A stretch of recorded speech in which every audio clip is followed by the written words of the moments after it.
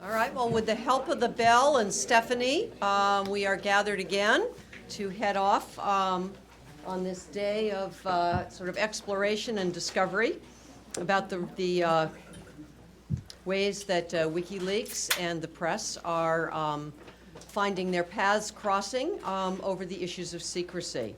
I thought I'd begin just by reading briefly from a piece that David Carr did in the New York Times not too long ago, which was headlined, "WikiLeaks Taps Power of the Press."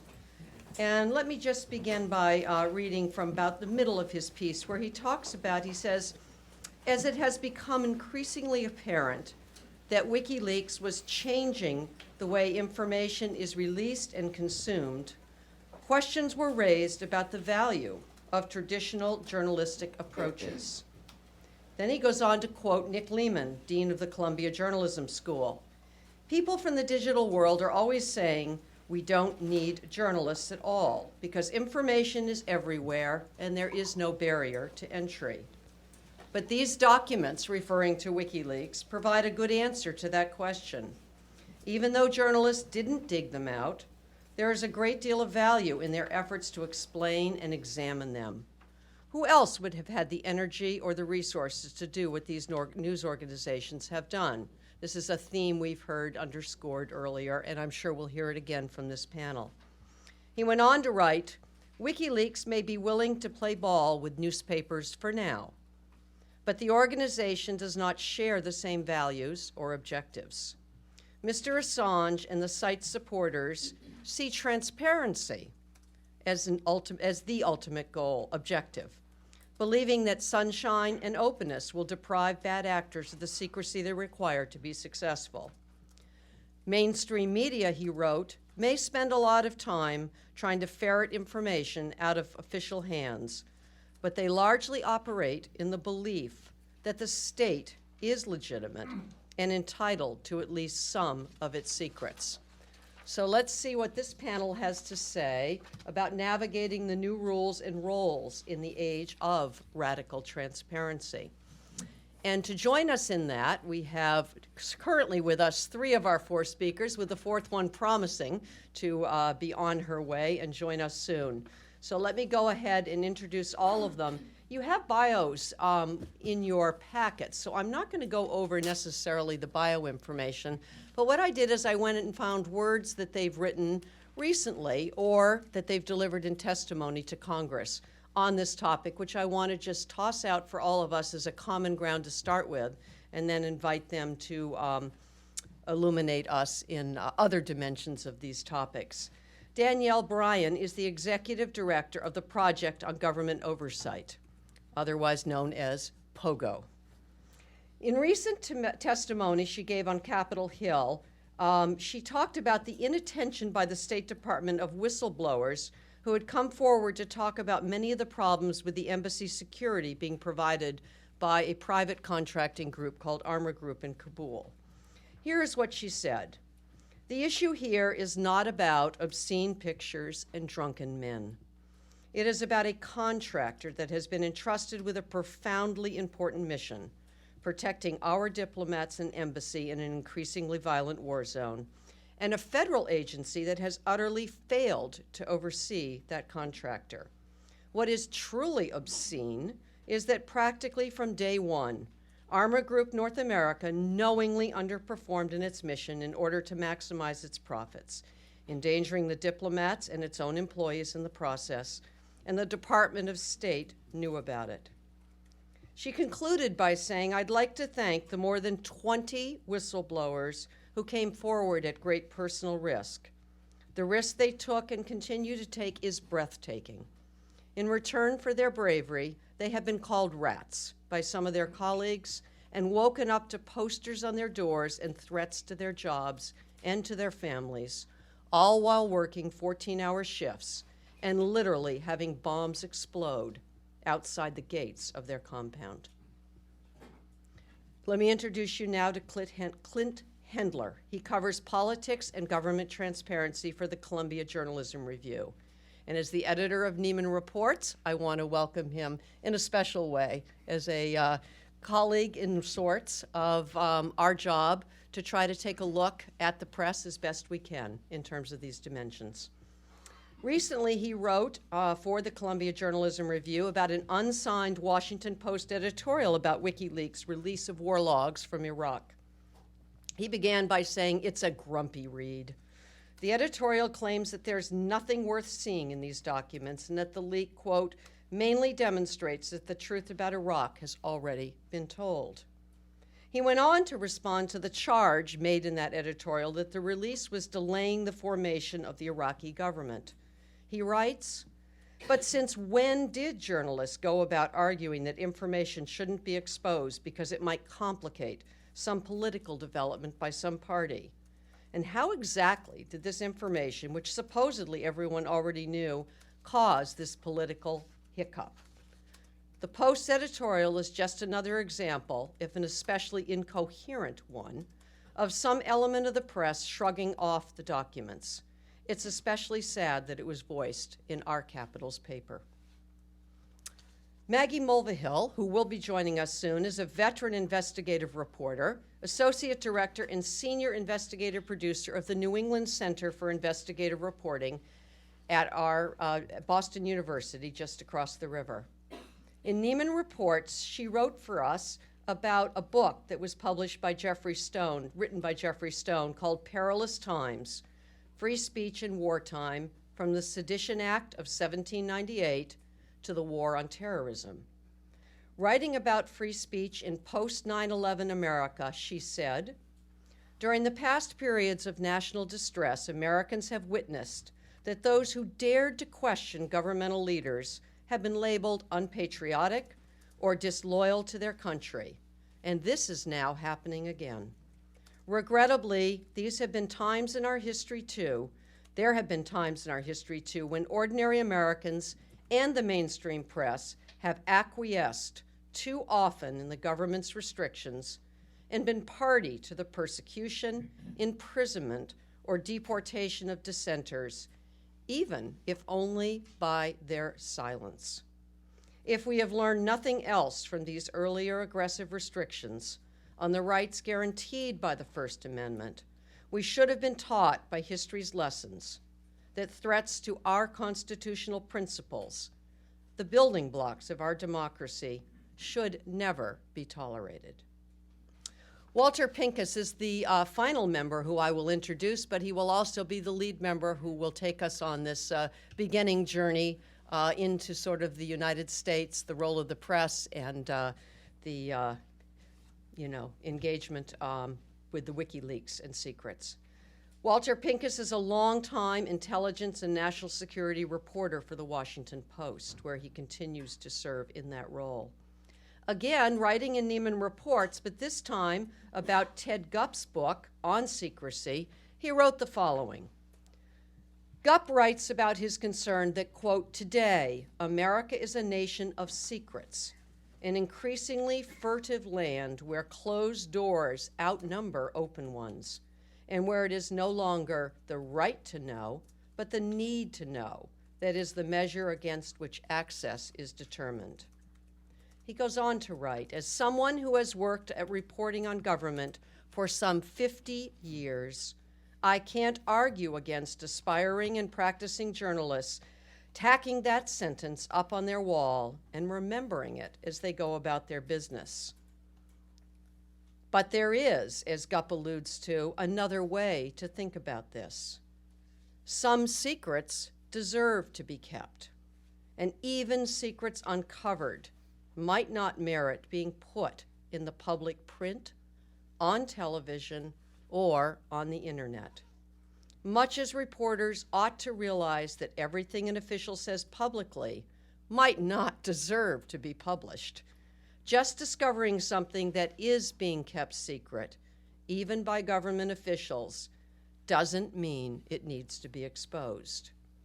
He concludes, Gupp concedes the point, saying honestly that, quote, where genuine national interest could be adversely affected, I have also remained silent. He, in fact, meaning Gupp, is trying to find the correct midpoint, saying, quote, secrecy and democracy are not irreconcilable, but the former, secrecy, often advances the latter, it often advances at the expense of the latter. I'm eager to hear from these 4 panel members whose vast experience today offers us the gift of their insights. Walter. I guess if I've been around that long, I've turned into kind of an establishment figure, but I've learned to live with it. I used to be young and aggressive, and I'm in awe of these foreign journalists I hear year after year who are really risking their lives to do what I do at almost no risk at all, except being subpoenaed or having my own editorial board write nasty things about me, as they did 2 weeks ago. I want to talk a little bit about what we've heard about in terms of secrecy, but also I want to put it in the context of WikiLeaks.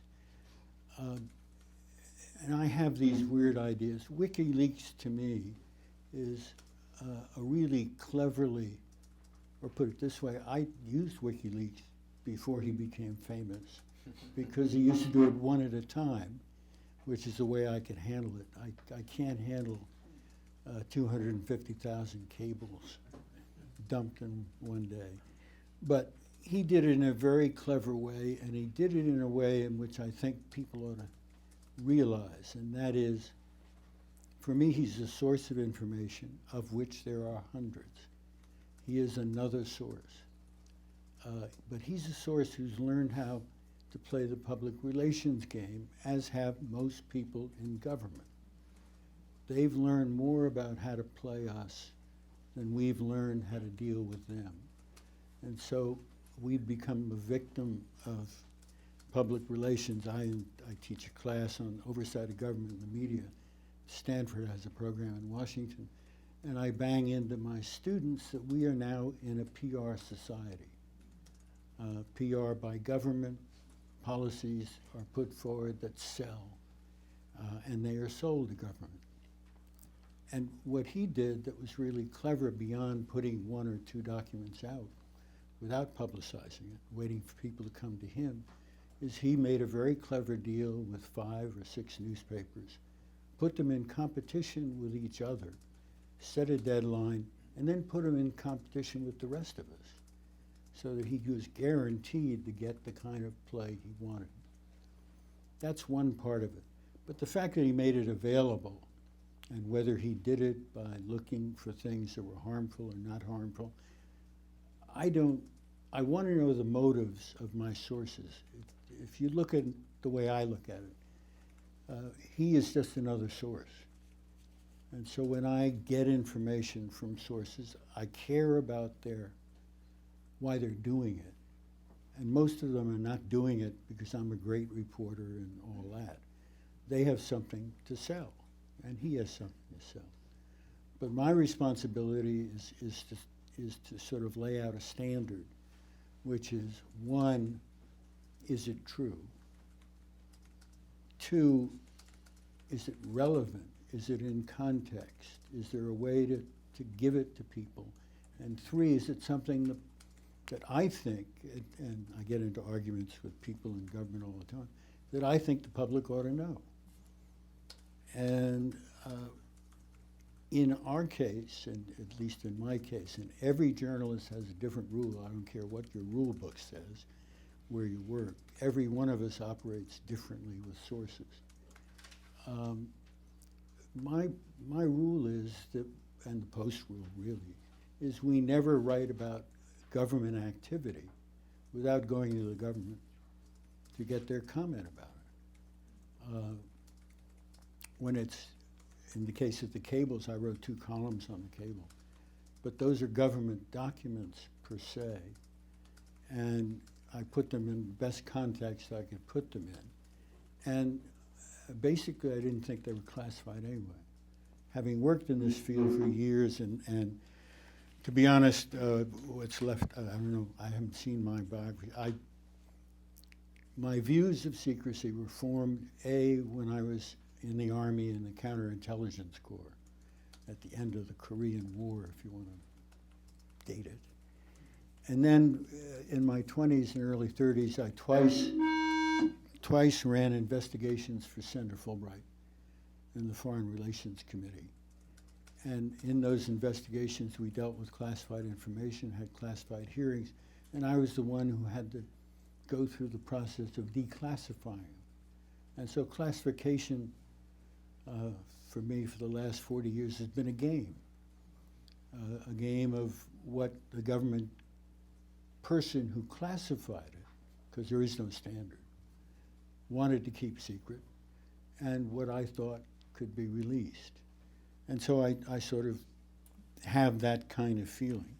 So I lay those standards out. And I did it, and I think the WikiLeaks release left it up to journalists to decide what to print and their publications. And I think that's the right thing. But if you look at it the way I do, as another source, the thing I've learned over the years is there are enormous numbers of public sources of information, documents and court records and all sorts of things that I hate to say when we were younger we all used to read. And that became the source of a lot of materials. When I first started in journalism, there may have been 2 speeches a day in Washington and maybe 5 hearings. Now there are 40 hearings a day. There are people putting out releases all the time, all designed to get into the newspaper the next day. So we make choices every day. There is more news in Washington that's fit to print. My problem is, and WikiLeaks highlights it, how much of it has really been read. I'll give you 2 examples to pat myself on the back. I wrote a column the other day about George Bush's book because, in fact, he totally misused in a report in his book about that Hans Blix wrote before the war. He cherry-picked information out of one report in which the Iraqis had begun to cooperate but weren't, and left out the 2 subsequent reports that in effect said the Iraqis were cooperating and they were finding nothing, and they needed more time and they could determine whether or not, well, by using one part and not using the other, he did what his administration did with the intelligence before the war. But it's in the middle of the book and nobody talked about it. The other thing I'll talk about is open information. Is every day of the week there is a kind of WikiLeaks material put out in public that nobody reads. It used to be a publication called Commerce Business Daily. It's now called FBO Daily on the web. It is all the contracts the U.S. government puts out and all the awards it makes. And for the last 4 years, because I can't go to Iraq or Afghanistan and run around, I've sort of covered the war reading about contracts. And the contracts normally have been 6 months to a year ahead of whatever public statements have been put out.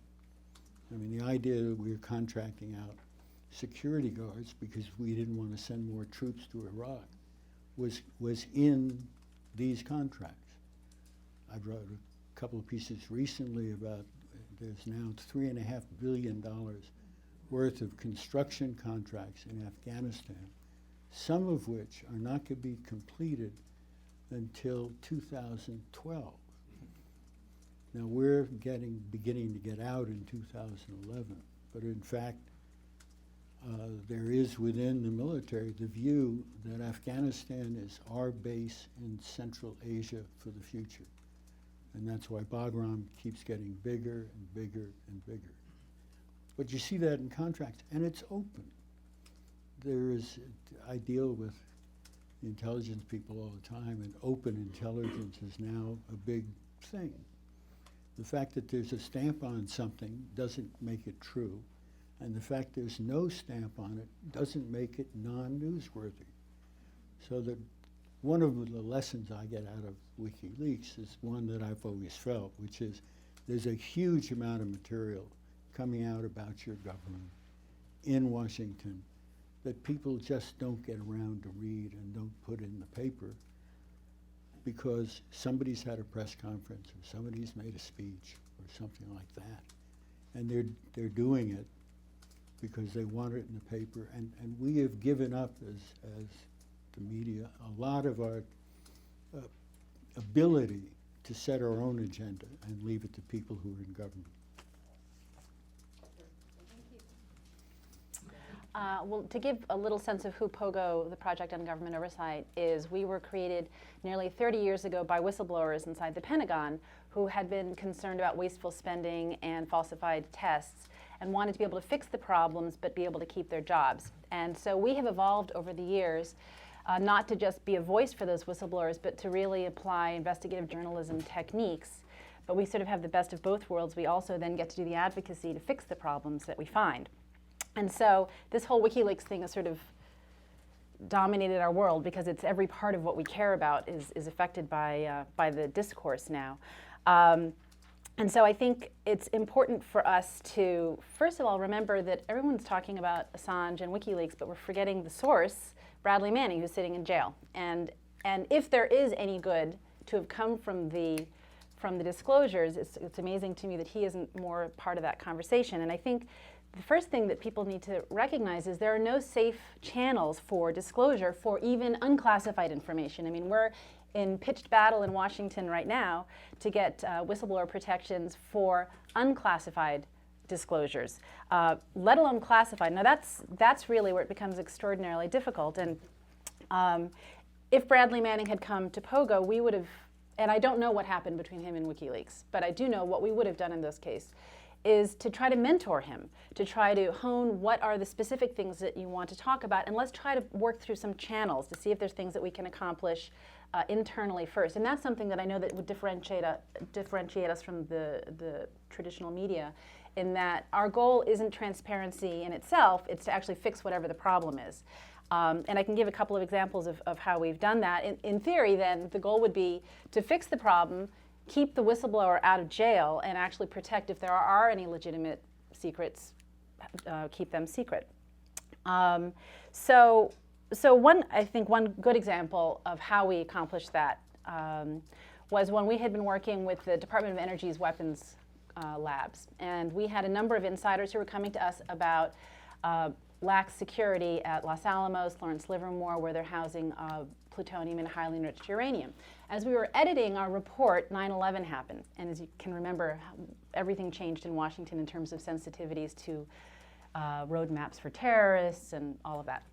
So how do we handle this now? Because what we knew was not just classified, it was more highly classified than top secret. It was called a special access program. And the concept was that the plutonium and highly enriched uranium at these sites, which are now, Livermore has houses all around it. It is now a very residential area. That not only could a dirty bomb be created at these sites, but with surprising ease, an actual detonation could occur. So we went to the Congress, we went to the National Security Council. This was over a matter of weeks. We went to the Nuclear Command and Control staff and said, these are vulnerabilities that, because it's so secret, no one is working to deal with the vulnerability because no one's talking about it within the government. And after a while, we actually had people at the National Security Council, and this is during the Bush administration, saying, you guys need to just get out there and talk about it, because without external pressure, the bureaucracy is not going to deal with the problem. And that was sort of a considered decision that we made, and we sat down with our board and said, we're going out with something that really very likely, because we certainly have had cases where the government's come after us, this is a time where they may well do it. And they didn't, which is great. And we actually, as a result, were able to not only accomplish increased security standards addressing these concerns, but now this whole vulnerability is something that's commonly discussed by the Council on Foreign Relations and the GAO and the National Academies, as though it was always out there. So that's sort of one example of how we've been able to, what we would argue is sort of carefully handle something that is legitimately secret, but at some point it still has to come out to fix the problems that exist. We've had numerous cases where we've dealt with information that was not classified but was retroactively classified after we released it. So early on, we were dealing with Area 51, which at the time was a black facility that didn't exist according to the government. Now, of course, it's there are video games about it. But that was a battle where the Air Force actually tried to take all of our documents from our office because it was retroactively classified. There were numerous cases where that's happened. And so I love when you described it as a game, the classification, because it is a game. I mean, there was one example we had where we were dealing with dumbed down tests at power plants, nuclear power plants. And we had written a letter and put it up on our website, and it was actually the Times that reported it. Matt, reports the story, and then the Nuclear Regulatory Commission writes us a letter saying that information is Homeland Security sensitive. That's not a classification. It's not legitimate, right? And if you don't take it down, we're going to prosecute you criminally and put you in jail. It's like, oh, come on. This is ridiculous. It's already been in the New York Times. So even if we take the letter down, what is that going to do? I mean, this is this idea now where the Air Force is saying that, that no one can look at the New York Times now. It's sort of silly in the way the government reacts to these things. And so to further this concept of a game, the negotiation was that I was able to go to a room up in Rockville at the Nuclear Regulatory Commission with our attorney. They sort of sprinkled fairy dust on me and said, okay, you have a clearance now for like 2 hours. They'd done no background check, right? And discussed with me what was in one sentence in our letter that really bothered them. And we sort of could tinker. It had no impact in terms of what we wanted to disclose.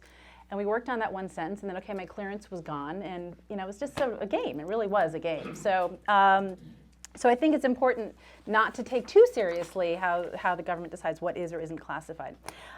So what has changed for us from WikiLeaks? I would say not all that much. I think what has bothered me is the conversation about is WikiLeaks a journalism organization or not, as though the First Amendment only protects journalists.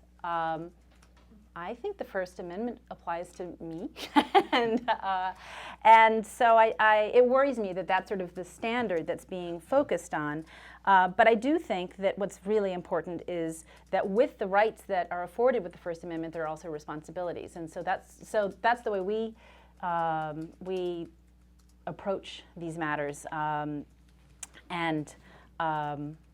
So the problem that we're faced now in Washington is that the dialogue, at least, is entirely sort of barn door closing, reactionary, get Julian Assange, you know, do we need to strengthen the First Amendment? How do we deal with the Espionage Act?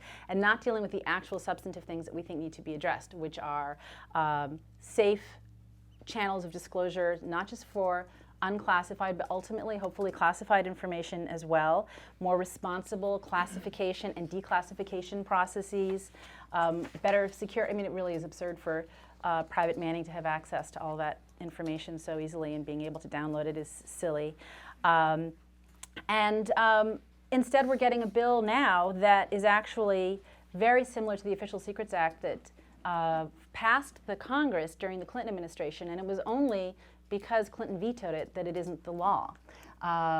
We're seeing that there's an Ensign-Lieberman-Brown bill that actually is redefining classified information, so it's not just stuff that's properly classified. And I would suggest that I believe that President Obama is not likely to veto it this time. So I think this is what we're going to be faced with rather than dealing with the substantive issues that we should be. I'll stop. A frightening picture. Well, thanks very much for having me. It's a real honor to be here with such distinguished guests and panelists, and really happy to be here. So I was asked to address the question of what good journalists are in an age of open data, open information. And I think the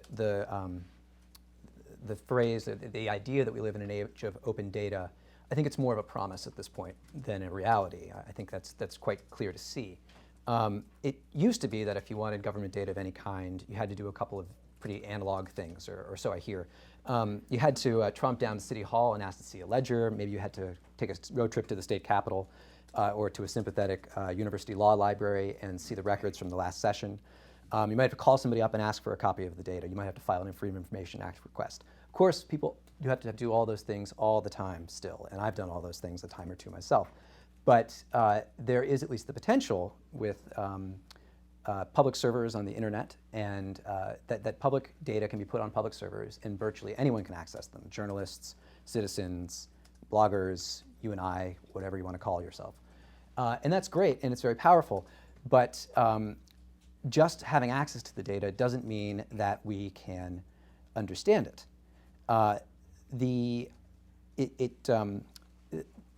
So where the barrier of a journalist, one of the key functions of a journalist used to be to break that barrier to entry, to go and obtain that data. And that's still a barrier that journalists are needed to breach in many situations. But where the data is available, the question then becomes, what other aspects of the traditional role of a journalist remain? What else is there left for journalists to contribute to the conversation? And I could argue that there's quite a lot. Good journalists don't get raw information. They must be expert in seeking context and in telling stories. And there is the world's best case study in how this happened went on over this summer with WikiLeaks.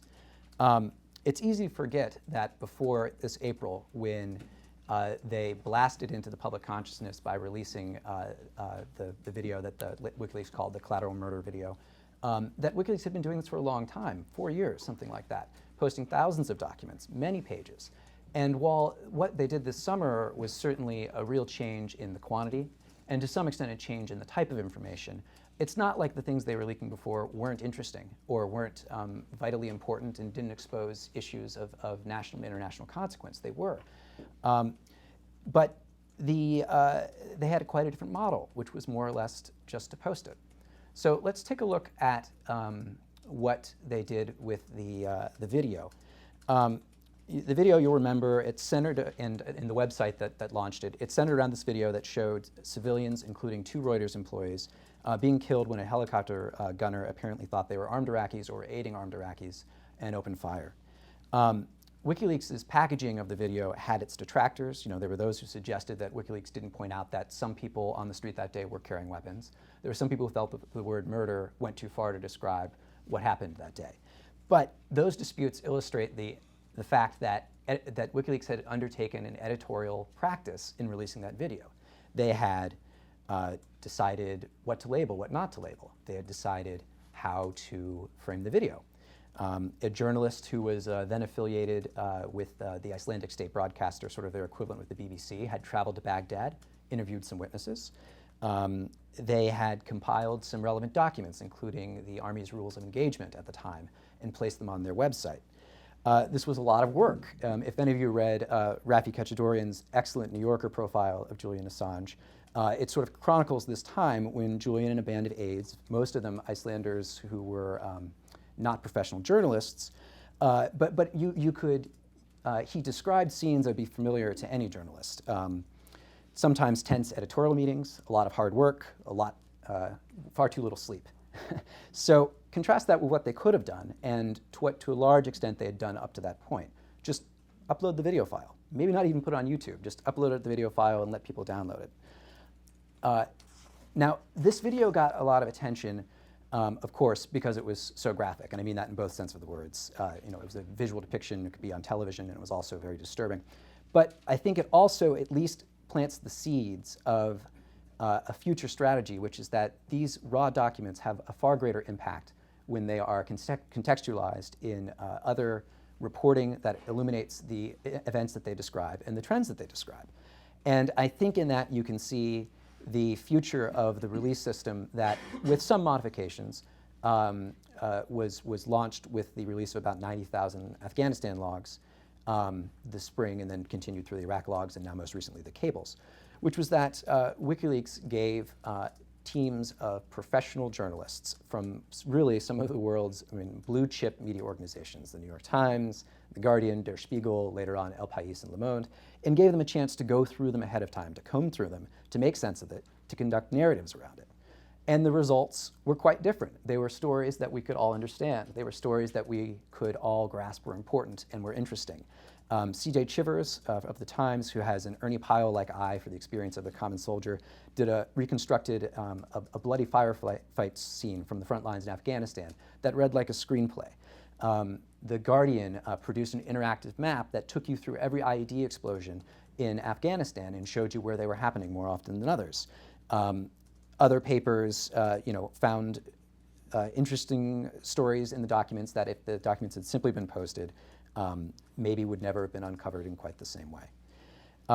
The system that was birthed here allowed the outlets near exclusives. And as Walter alluded to, I think that is sort of important. I mean, if you're going to spend this much time on anything, it's nice to know that you're going to, that your work is going to have an impact, that you'll get some credit for it, and that your work will be taken seriously.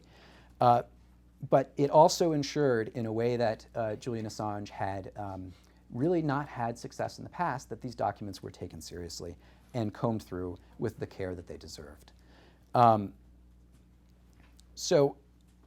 Assange recently, and actually he knew this at the time, I spoke with a Guardian reporter and editor who told me that Assange basically said this when he was working in the Guardian newsrooms with the original 3 news organizations, and that he realized that without somebody taking the care on these documents, especially now that they were getting into these multi-tens of thousand troves, that they just weren't going to get the impact they wanted. So to come back to much more conventional data disclosures, the things of security filings, parking tickets, demographic data, what are the lessons that WikiLeaks has? Well, the exclusivity issue becomes a little more complicated. If you file a FOIL request, you have a decent idea of knowing that you'll probably be the first news organization to get a look at those documents, maybe exclusively. Although government entities have been known to release these things simultaneously to multiple reporters to sort of take away any benefit that they get from that sort of exclusivity. But you have a reasonable chance. But in the reams of information that are published every day by our governments, from Washington to the smallest towns, it does again speak that just because that information is now technically possible and is more often being put online, it still says that there is a place where finding a story in the data remains essential. Journalists and reporters have skills that are valuable to find those stories and the time and resources to get that done. And at heart, it shows that getting data is usually only the first step towards establishing public understanding. So, thank you. Maggie, welcome.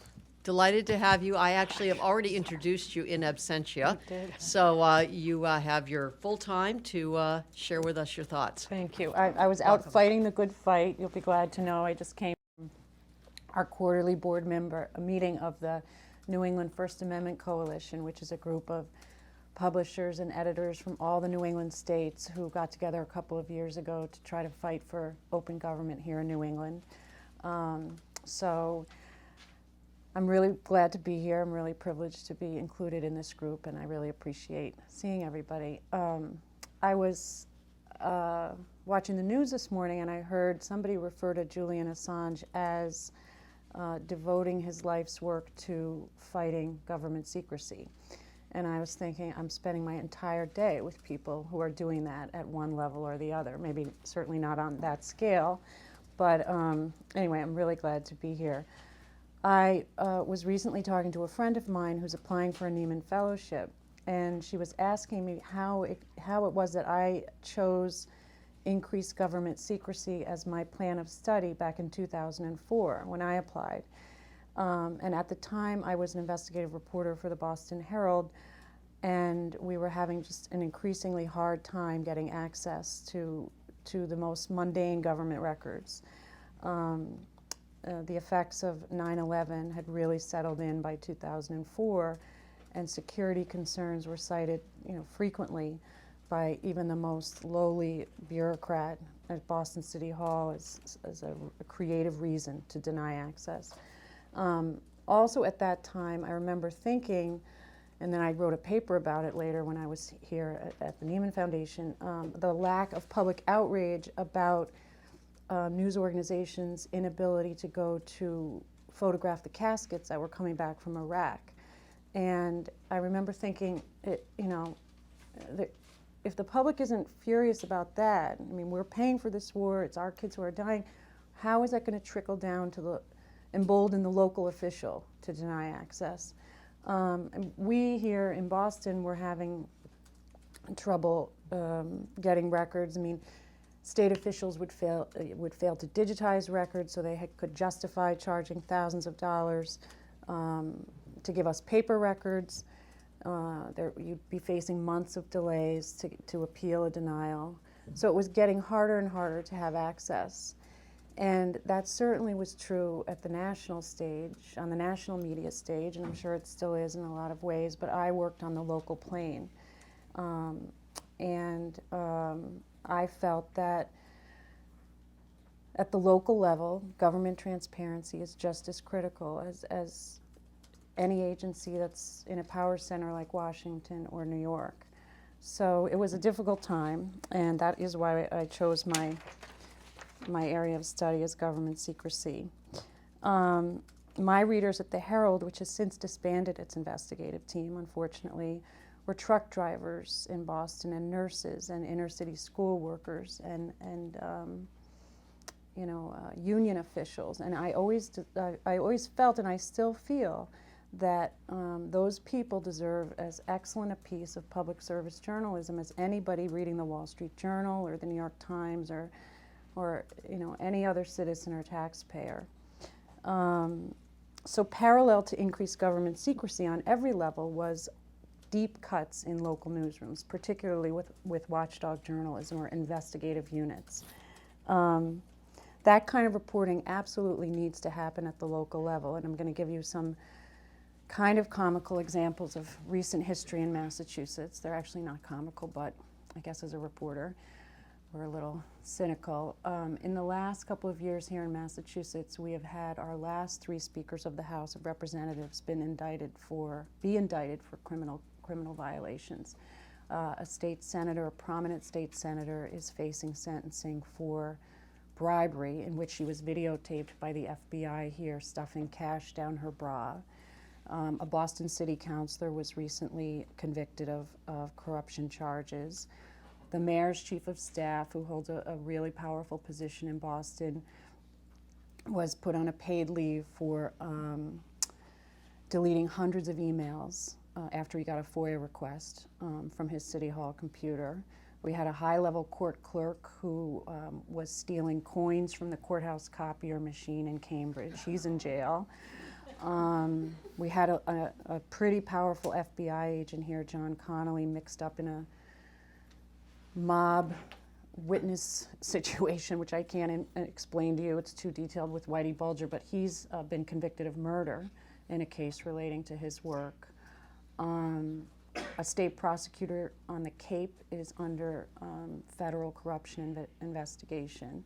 So that's just Massachusetts, and that's just that's recent history. And I think that illustrates the point that deep government accountability reporting at the local level is really important. We've got to do it. It's pretty clear that when our leaders are up to no good, they need to know that we're watching. And it scares me, frankly, that maybe we haven't been watching as aggressively as we should have been. So that's the problem. There's been cuts in local watchdog reporting, increased government secrecy, and what do we do about it?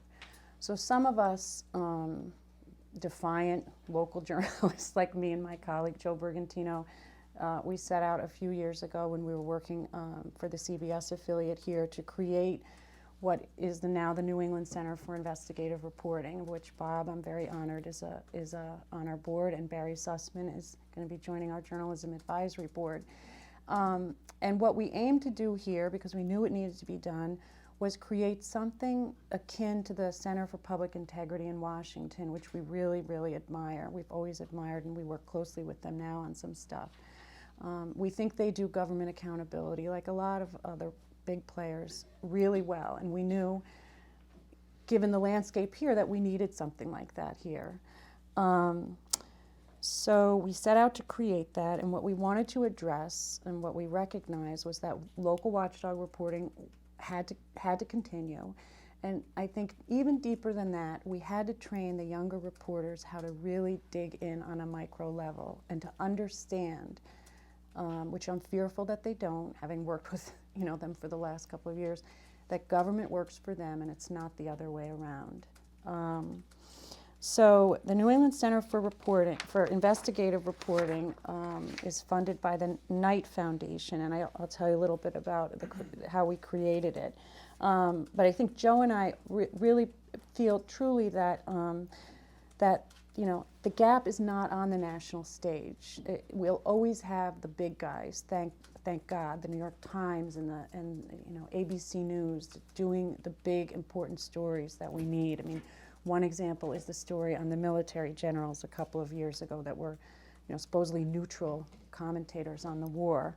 But what about the county sheriff who's mistreating prisoners, or the local school board official who's not honoring what he's supposed to be doing in terms of keeping the school running properly, or the local politician who's taking campaign money to influence his vote?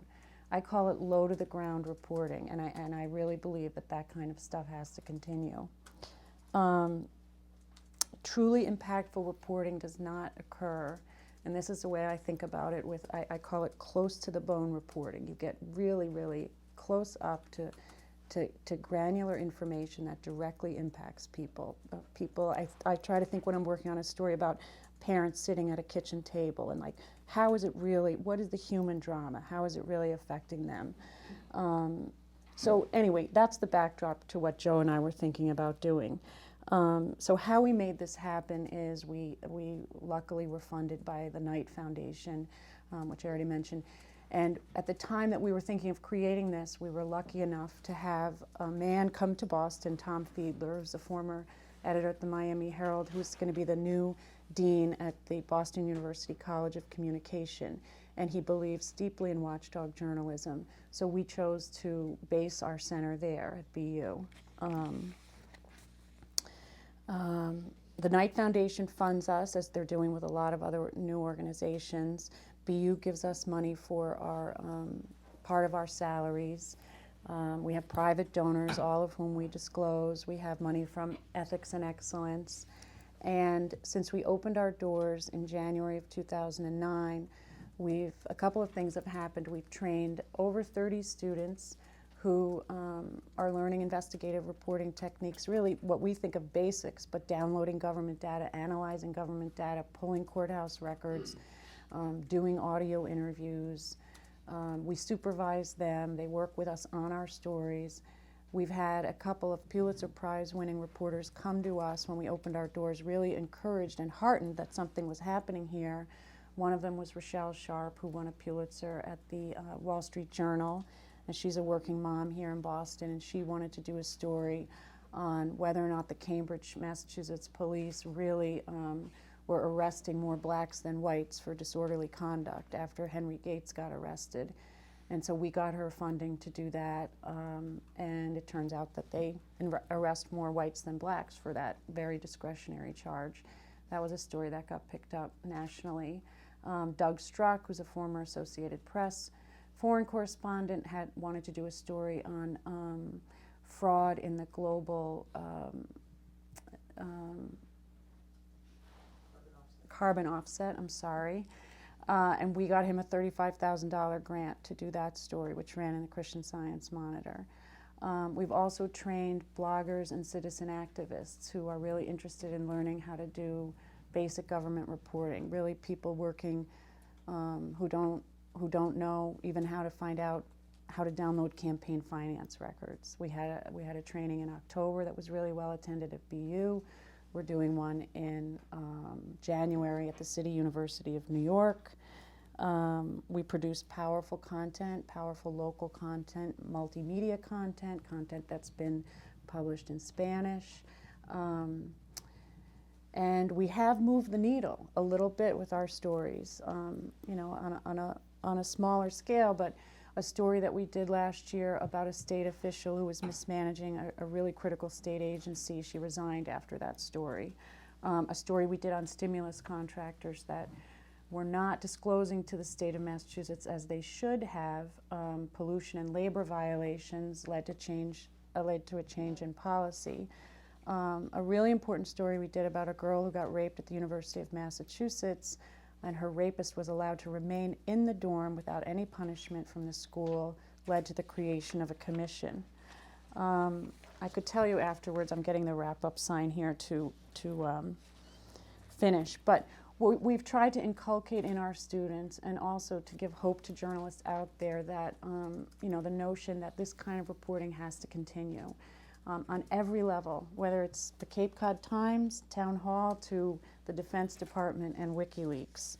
And I think we're having some influence doing that. One of our students got a really competitive internship at ProPublica. They've gone on to work at the AP, local papers. And the one final thing that I want to say is we also were a founding member of a group that's really taking beautiful shape now, the Investigative News Network, which is a group of now 52 local and some national nonprofit news organizations. Florence is one of the members. Reporters all over the country have gone out and been, emboldened to start their own centers, and we're all working together on stories. We did this campus sexual assault story last year or earlier this year. So we're having a powerful, but small, I admit, impact on local journalism in New England. And I'm really proud of what we've done. We didn't just sit in our newsrooms and complain about how the world was changing. We went out and did something about it. And I'm really happy to tell you about what we're doing here in Boston. So thank you. Thank you all. I mean, it's a whole cornucopia of thoughts that are up here in insights. So I'll be very interested to hear where the questions come from and how you all synthesize what you've heard and bring to the table some discussions to kind of prompt us in similar directions or perhaps even in different ones. So let's begin. You had your hand up first. Introduce yourself, please, and come right ahead. Jeff Young. I work for a public radio program called Living on Earth. I'm interested to hear your thoughts on how important the motivation of sources, especially leakers as sources, what does it matter what their motivation is? Because I can think to a few examples where I strongly suspect people leaking information were doing so out of very petty, base motives, covering their behind, seeking revenge, whatever it might be, but the information was valid and clearly in the public interest.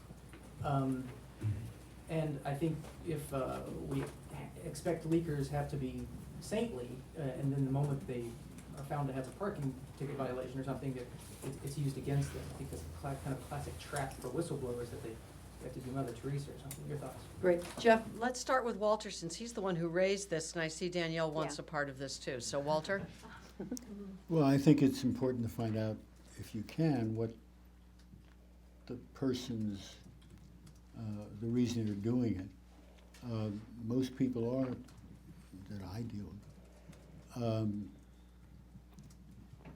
are people in this always gets people upset. I get most of the classified information that I write about from people I've known a long time. And it's part of a conversation. If you're talking to people and don't have a document, you really don't know if it's classified or not. So there's that thing. I am not somebody that gets a lot of material over the transom. And I hate to say it, most of the people who call me and want, right off the bat, protection, have information that's wrong. So that's honestly been my experience. I know people who, people do it for all sorts of reasons. You want to know what the reason is, but the really important thing is the information accurate? And is it newsworthy? And if it is, you got to put it in context. So that motivation, take your pick, but it's our job to get at what's truthful and newsworthy and not try to settle things. I mean, the great irony of the Post, everybody was angry. I have the most confidential sources in the paper. I mean, I use that nonsense all the time. And so the Post did a survey of where the most unidentified sources came from his sports department. Danielle, you had something to say on I, this. I love the question because from our perspective, you're exactly right that a whistleblower doesn't need to be pure in why they're talking about what they're talking about. Really is about the sort of the facts that they're trying to disclose. And that question, I think, is almost always asked of the whistleblower, but almost never asked of the executive branch official who is leaking the information. What is their motivation? Why, why are they leaking the classified information? And it's sort of, I think, very unevenly applied. We also do training for congressional staff on how to do oversight, and I think that the motivation is really important. If you're thinking about someone as a witness at a hearing, you want to know that because the people are going to use whatever dirt they can find on the person to sort of discredit them as a source or as a witness. But at the end of the day, it really is about sort of the information that's what matters. Okay. Anyone on this side of the room? I'm kind of going to move around. Go ahead again. Oh, okay. I'm Mabel Chan, Yep. visiting scholar with the Fairbanks Center for Chinese Studies. This is a question for Walter. I appreciate the way you laid out the principles for deciding what is newsworthy or fit to print. You mentioned whether it's true, whether it's relevant, and whether it's something the public ought to know. Can you recall one or two examples where it passed the first two, is true, is relevant, the public ought not to know? And how did you decide that? It happens, not a lot, but it does come up. I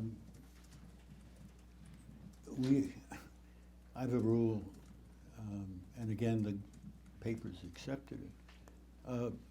There were stories in the past about covert operations or covert personnel at the agency. And there was a very famous lawsuit in which a woman filed and said she had been overlooked for promotion and things had happened to her. And she filed under Jane Doe. And I got the lawsuit and I found out who it was. But I didn't print her name because there's a rule about that. I was involved in the Valerie Plame case and was told I wrote the first long story. Nick Crystal had the first story about the ambassador who decided that they hadn't found, that they weren't buying uranium from Niger. And it took me 3 weeks to find out who he was. And then I interviewed him on background because he didn't want to come forward, and wrote a long story about how he came to the conclusion he came to. And then when Joe did his op-ed piece in the Times, we did an interview with him, which was put in the back of the paper, I must say. So the Times got all the credit and never wrote about the story. But I was then called by, I can say it publicly, Ari Fleischer, as one of the reporters who was told about Valerie Plame, and Fleischer said, "Why do you keep writing about him? Don't you know his wife works for the agency?" And it was, as I put it in the paper, it was a junket. But when Novak came out, I never wrote about it because, and this is part of my idiot life, I had just gotten a law degree in 2001 and knew that they hadn't violated the law. In other words, Ari Fleischer's goal was not to harm the United States or hurt or help an enemy. And that's what that law about disclosing requires. It has to have that intent. So I didn't write about it until there was a federal investigation of who it was, and then we figured out a way to write about it. But the Post has a whole series of Woodward cases, and my cases, where the government has come in as high as the president to say, this really will hurt national security. So we make a judgment.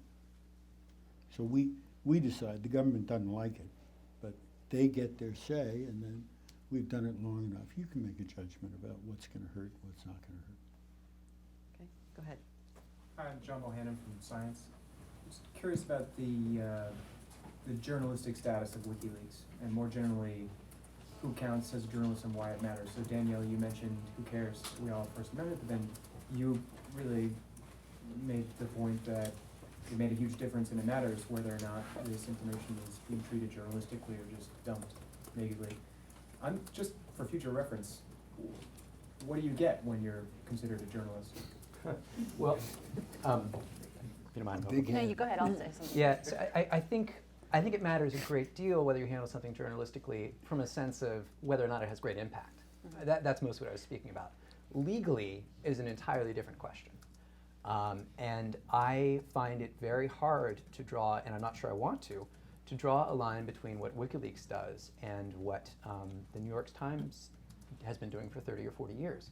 I think one of the most important news stories of the last several years was based around a far more classified diplomatic cable from Afghanistan written by Ambassador Eikenberry, where he laid out why he thought basically Obama's Iraq strategy wasn't going to work. Well, the Times got a hold of it. The Times redacted some small parts of it, published it, wrote it up. It shook the conversation about what the president's plan in Afghanistan was enormously. Now that's one cable. It's not 250,000, but it's pretty much legally the same thing.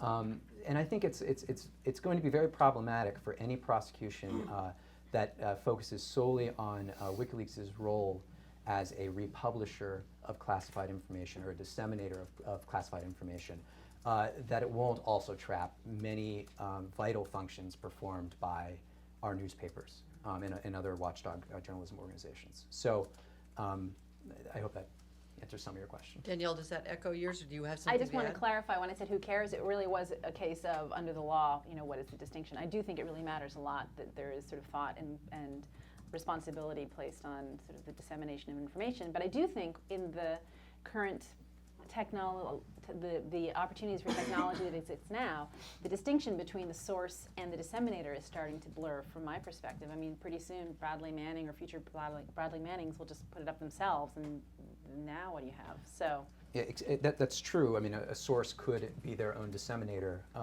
but the legal distinction remains, which is that Bradley Manning, by being a government employee, had an official obligation to keep those secrets. Oh, absolutely. Which Yeah. is quite a different role than that of the journalist. Okay, let's go over to this side. Yes, I'm hearing a lot of... Can you introduce yourself? Sorry, Jonathan Stray from the Associated Press. I'm hearing a lot of discussion of, national security, national interest. Is a news organization based in the United States, by definition, there to serve the interests of America? Who would like to take that on? Walter, why don't we start with you? To be glib, our responsibility is to serve our readers. And now we have readers all over the world, but we're essentially not a national paper. The Grahams made a decision. It's a local paper in whose realm is national news because we're in Washington. And so I think our survival, I hate to say it, it hurts my ego, depends much more on our local reporting than it does on what I do. But we're allowed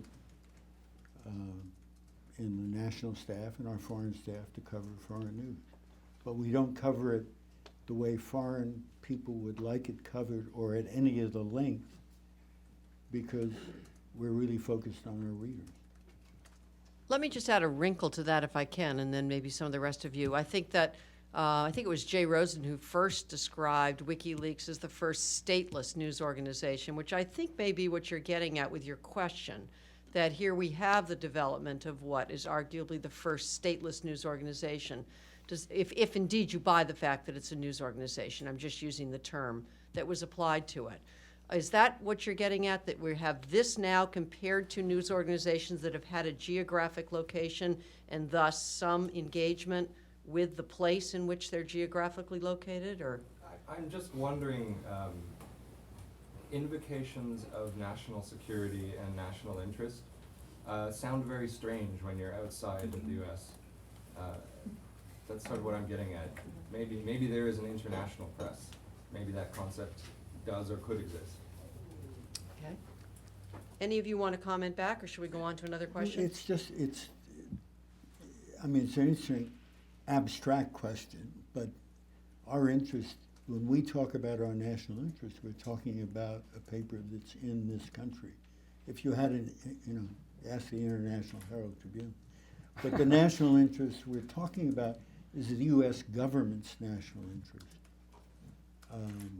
And I don't know how you fit that into your world scheme as to whether there's a neutral way. Every country has its own interest. But are you making the distinction between the government's interest and the nation's interest? I think the questioner, right? You're sort of suggesting that the government's national interest isn't necessarily the people's national interest, People right? interpret it globally, yes. Right. Right, well, I think there's a And third it's category. It's distinction. maybe not necessarily the American people's interest, but it's quite possibly the interest of 5.75 other billion people. Exactly. It's a very hard question to know exactly, because it gets to varying definitions of interest. I mean, I think you often see newspapers publish information that is not in the government's interest. I mean, we see that all the time. Then, if you're going to take it a step beyond that into not in the national interest, you have to get into some very thorny questions about what national interest is. And then, as I said, there's this third level, the global one that you're raising. Then you, I think you get forced to make some very tough decisions at that point. So, sorry, that's kind of a dodge. Yeah, Paul Knox from Ryerson University in Toronto and a Nieman alumnus. I'm going to press on this a little bit because I haven't really heard a good answer yet. I think I heard Walter say that start by talking about identifying covert operatives, which is one issue, and then talk about getting calls from the president about national security. Those to me are two different things. The one's pretty much a fairly easy call. You don't get individuals killed if you can help it. The other one is, the other one is like the New York Times and the Bay of Pigs. If we had to publish what we knew, this disaster might not have happened. And there was a lot, of course, of hindsight about that. So if I could, and I'd also like, for example, to hear if Maggie thinks that there really are any cases in which the type of information that she deals with on a local level is information that the public doesn't need to or ought not to know. Let's start with the first one, on national security and how the press responds to these various pressures on that topic. Walter, you want to lead us off again? Well, As we you go have? both ways. We've published things that they didn't want published.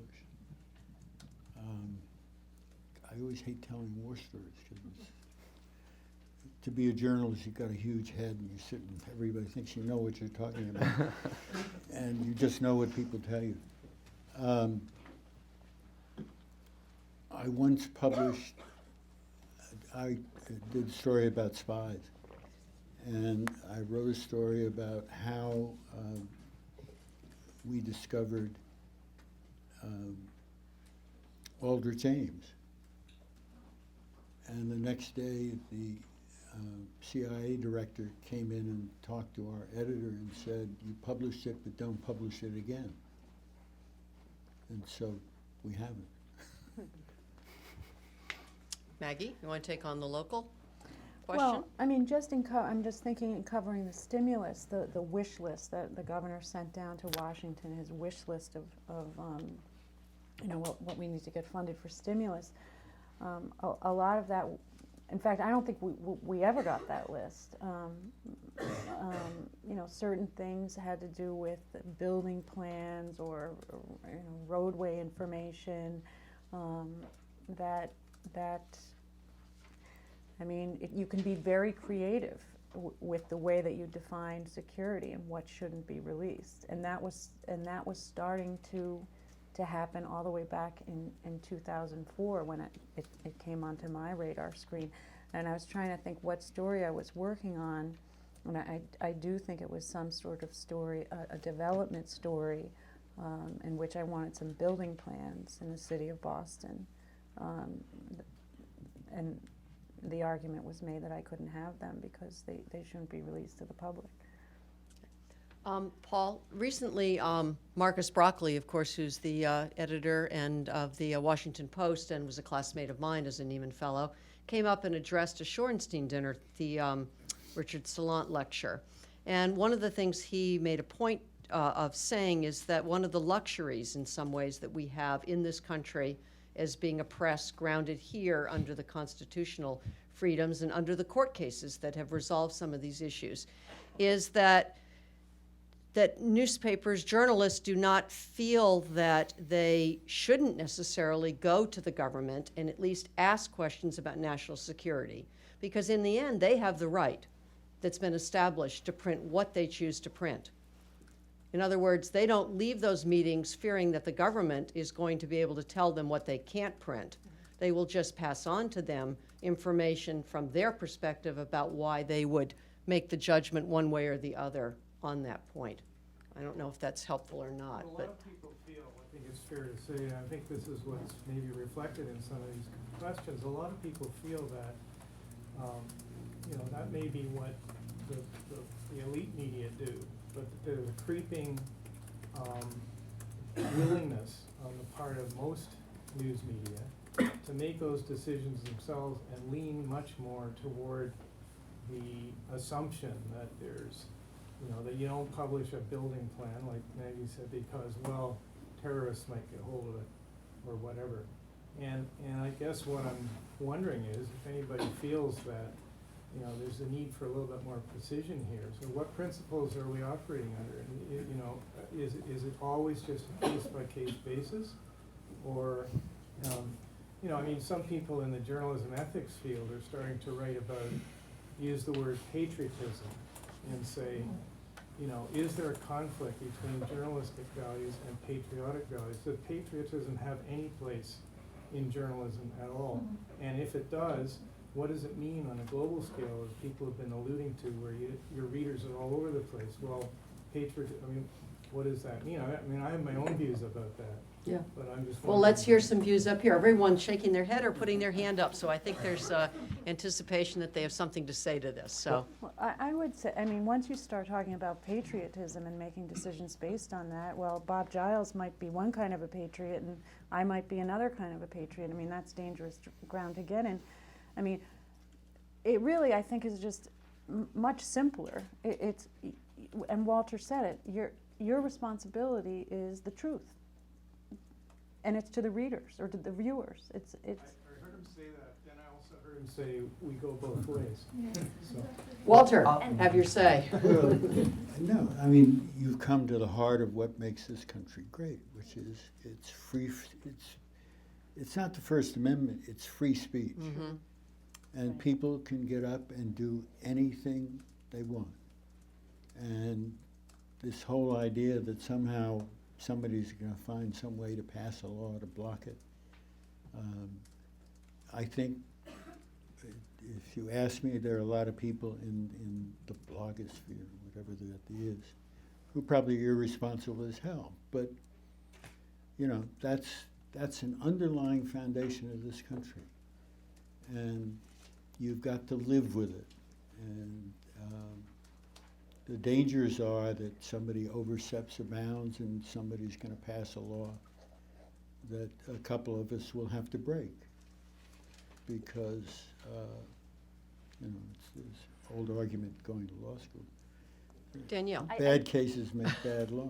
Bad cases, right. Danielle. I think that it's really important to make this distinction between what the government wants and what's best for the national interest. And I don't think there's anything that nothing that Pogo's ever worked on that the government writ large wanted us to come out with. So that, but that doesn't mean there weren't individuals who were, supportive of what we were trying to do. So I have an example of something we didn't come out with for this reason. We had a bunch of baggage screeners that came to us from airports around the country about 5 years ago and said that there was sort of massive problems with the bomb detection equipment. There were so many false positives that they were just turning them all off. That's pretty, right? It's kind of a big deal. And so we evaluated, we went into the agencies that were actually working on this, and we found out that it was true. So there's no question about fact, or this was true. But the problem was there was no technology yet to accommodate what they were trying to do. So this wasn't the case. At first I thought, oh, maybe there was sort of a member of Congress who had required us to buy a certain technology because it was in his district and there was a better technology. There was none of that. There wasn't anything out there yet that was actually able to accommodate at the speed they were trying to accomplish with. And so we thought, all right, so we'll scare everyone. It would certainly make the front page of USA Today, right? But there wasn't a way to fix the problem at the time. Since then, they have been able to catch up with the technology, and we made a decision that it would sort of be irresponsible to go out there and scare everyone when there was nothing that they could be doing about it. So that was an example where we decided that it was in the public interest not to talk about it. Clint. So not to second guess Danielle's call there, which I've never heard this incident before, but the pro-transparency argument there would be that more attention on that would make it work faster. And again, not to second guess the call, but that's the kind of decision you have to weigh. But to go back to your question about, and your question also about this global thing, I thought of a very good case example here, which was actually Dana Priest from the Washington Post wrote this article about the so-called black sites, mostly in Eastern Europe, where we were detaining people in the war on terror. And I believe the government asked the Post to withhold the names of the particular countries because the government was arguing that these countries were effectively innocent bystanders, that it would be unfair for these countries to bear the brunt of possible terrorist attacks for having become a quiet US ally in this way. And I think the Post bought that line. But I always thought, well, hold on a second. What if I were a citizen of one of these Eastern European countries and was outraged that my government was doing this behind my back? I mean, a lot of the other countries where the governments were collaborating in some way with US efforts in this regard did face massive protests and investigations. So I think that's a very interesting question about whose public was being served then. I think, I just want to also add that I think through WikiLeaks and some of the cables that we've seen recently, we've seen cables back and forth that provide sort of deals to various countries for, in fact, doing this. So, in fact, they may not have been such innocent bystanders in terms of this whole thing. Florence, you've asked some questions. Tom, has anyone new? Philippa. Yeah, it struck me that we're all talking about WikiLeaks, and this time next year it could be a footnote. There could be many more organisations out there doing the same thing. And I just want to know whether you feel this is exhilarating or terrifying or both. Any reflections? Well, Anyone exhilarated? Anyone terrified? Or some adjective in the middle? I think an important thing to point out is that WikiLeaks isn't WikiLeaks, right? I mean, when they first started, when they came to us when they were starting 4 years ago or whatever, they were very proud of having no filters. That was their whole point, and that worried us a lot at the time. But, we didn't realize how big that was going to become a problem. But even in the last 6 months, they have transformed themselves so much that I think it's important to recognize that they've evolved to recognize sort of the impact of having no filters at all. What I like about WikiLeaks is that it's got young people talking on college campuses. Like the issue of freedom of information and government transparency is, all my students are talking about WikiLeaks, and I think that's a good thing because, no matter what happens, these kids, as I call them, they have to understand that government transparency is critical on every level. And I know at BU they're all talking about it, and that I think is really, it's serving its public purpose in that way for sure. Okay. I just want to correct one record. Doug Struck, who you mentioned earlier, you affiliated him with the AP. He actually was a forward correspondent with the Baltimore Sun and the Washington Post, I believe. I said the Post. He was a Nieman Fellow. Oh, so sorry, he was. That's all right. Just want to correct the record on that. Tom? Tom Blinkhorn, Nieman alum. I have a question for Maggie. These public investigative initiatives like yours and Paul Steiger's ProPublic and the other one that you mentioned, the News Network, what is the financial underpinning for these? Do you see that they are likely to be sustained? Is there enough money in this difficult economy to keep them going? Do you find that you're spending most of your time as a fundraiser rather than doing what you originally intended to do? Can you say something about the financing of these things? Yeah, well, we were tasked specifically by Knight. We were given a $400,000 grant to figure out a sustainability plan. I mean, ProPublica, we all, it would be very nice to be in their situation financially. We're not. We're a couple of Boston reporters who believe in this stuff, and we went out and found money, and we're going to make it stick one way or the other. We're developing all these revenue streams right now, selling content, doing training. And I really believe that this nonprofit investigative model is, because it's just exploded in the last 2 years. I mean, and reporters that lost their jobs at the Post-Intelligencer in Seattle started something. People at the Rocky Mountain News started the Colorado Center. People up in Wisconsin started the Wisconsin Center. And we've all banded together. We're sharing data. We're sharing resources, information. Call this guy from this university. He really knows about air safety. I think it's part of the solution.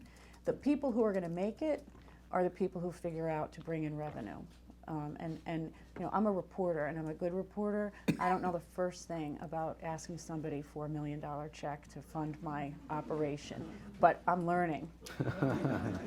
Florence, speaking of asking people for $1 million checks, you're in the same boat as Maggie is with your center. So, I just wait to receive them. okay. You have a I question? I have not yet heard,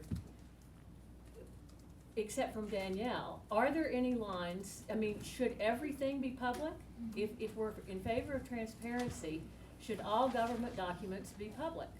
Be available to all of us, period? Nothing should be kept from us. I haven't, and how do you make that decision? I haven't heard any, I'm not sure that I've heard the answer to that, or where people think, where people are on that.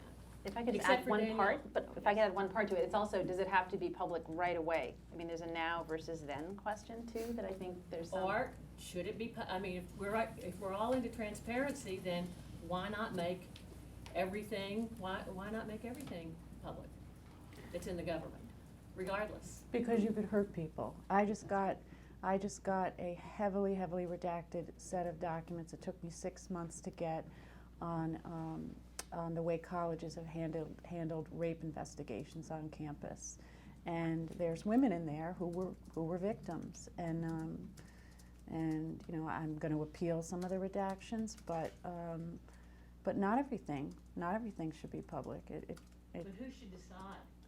Well, so Well, here's yeah. the problem is the government has a way of deciding things. It's awful.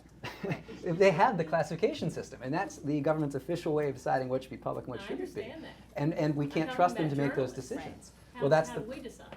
God knows. I mean, I think you do it every time. I think you have to make a decision every time. I mean, I'm not. Where could you, a specific piece of information that you can determine with 90% probability someone would be killed? How do you decide that? I mean, I think every time you're going to have to make a new call. It's very unsatisfying. It's very nerve-wracking. And it means that you really have to trust that the people who are going to come in contact with this information are going to treat it responsibly.